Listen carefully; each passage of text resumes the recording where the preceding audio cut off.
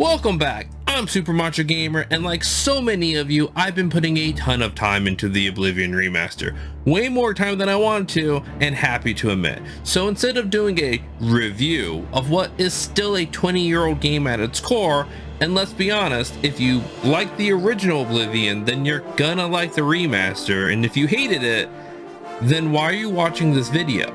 So I'm going to do a personal good and bad of some of the changes made to the remaster and how they either improved or made worse what we had in the original. And before we get started, some of the things might be considered nitpicky, and they are.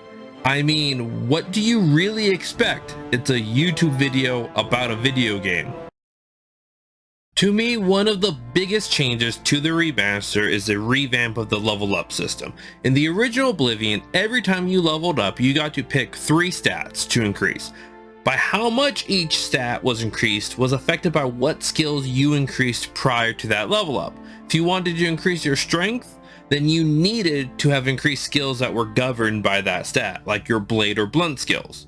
Which meant if you wanted to make an optimal build, you really, and I mean really, had to put effort to make sure you leveled the correct skills and in the correct amount of time. This essentially made the original leveling system a hidden hard mode if you did not do it right.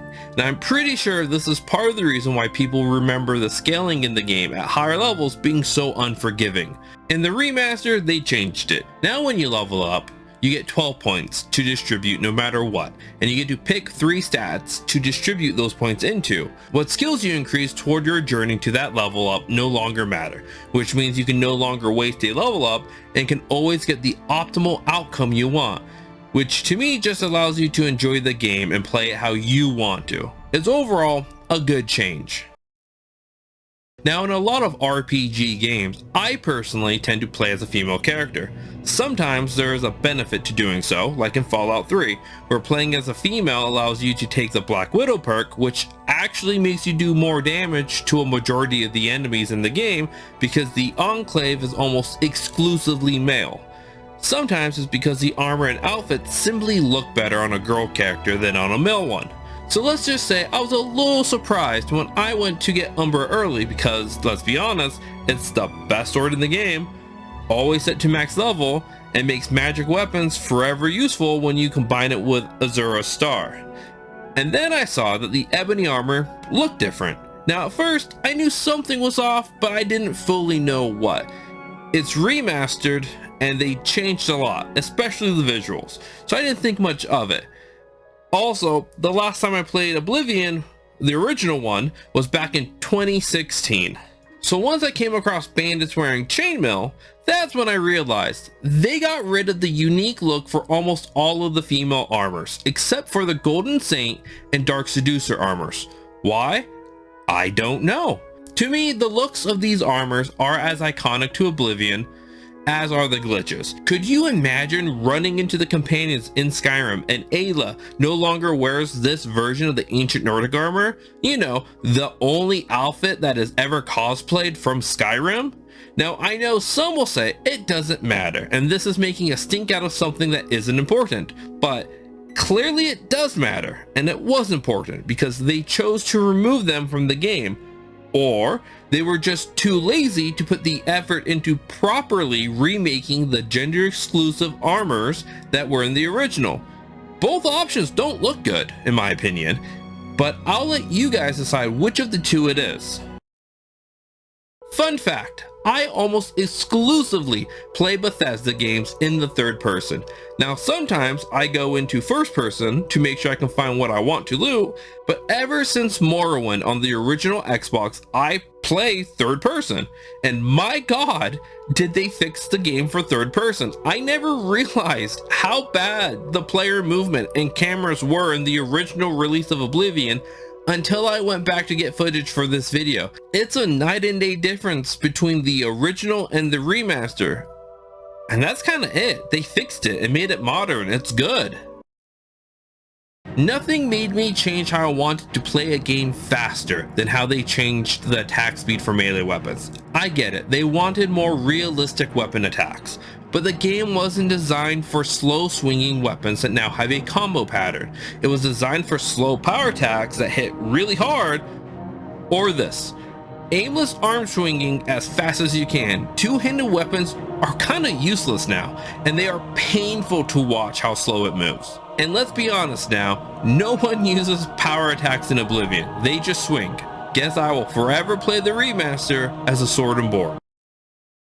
The remaster looks amazing. The lighting for the different day cycles are great. Buildings, armor, nature, everything looks pseudo-realistic, like what you want from a modern fantasy game to look like.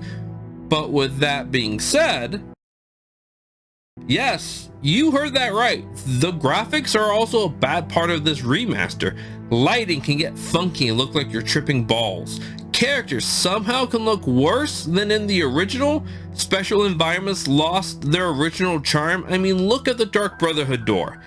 And my biggest annoyance, what did they do to the skyboxes for the Plains of Oblivion and the Shivering Isles? The sky around Oblivion Gate now just looks like the red northern lights. Now let's compare it to the hellish red skybox in the original.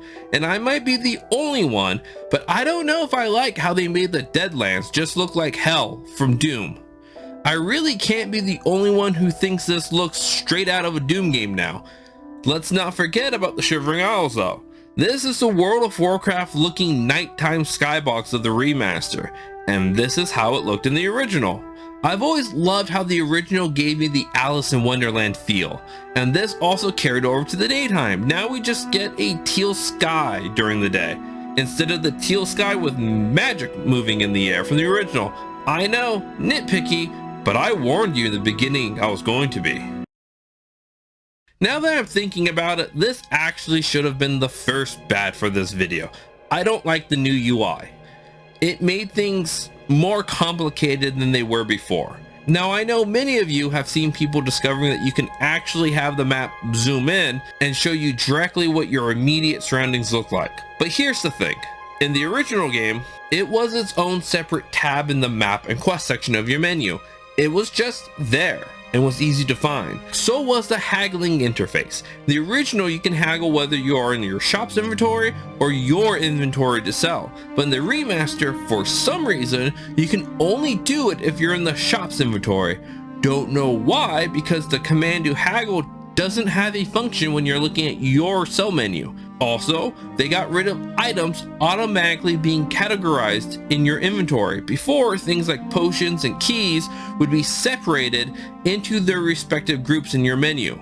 I guess Unreal Engine 5 doesn't have the ability to handle it? And those are just some of the major good and bad changes done to the remaster, according to me, Super Macho Gamer. So let me know in the comments down below, which changes do you prefer and which ones you don't care for, and I'll see you guys next time.